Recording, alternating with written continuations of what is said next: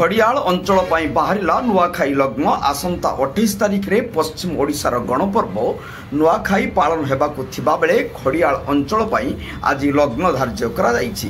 आज खड़ियाल राज दरबार रे युवराज देवदेव सिंह देव, राज पुरोहित प्रफुल्ल कुमार रथ, पुरोहित सुदर्शन ठाकुर, तारा प्रसाद आचार्य, समलेश्वर मंत्री पूजक ब्रज किशोर दंडसेना, रक्तांबरी मंदिर पूजक गणेश चंद्र प्रधानी जोग दे लग्न बाहर करथिले। 27 तारिख मध्यरात्रि समय 7 ରୁ 9 घंटा मध्य खड़ियाल गड़देवी रक्तांबरी और इष्टदेवी समलेश्वरी पाखरे नवान्न लगी हेबो।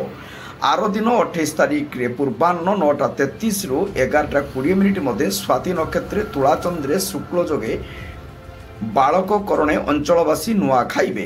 प्रकाशयोग्य जे राजतंत्र समय खड़ियाल राजदरबार तरफ खड़ियाल गड़जात्र अंचल लग्न धार्य कला परे समस्त नियमानुसार नवान्न खाई था। नुआपड़ा जिलूर परमेश्वर मेहर रिपोर्ट, जनता एक्सप्रेस।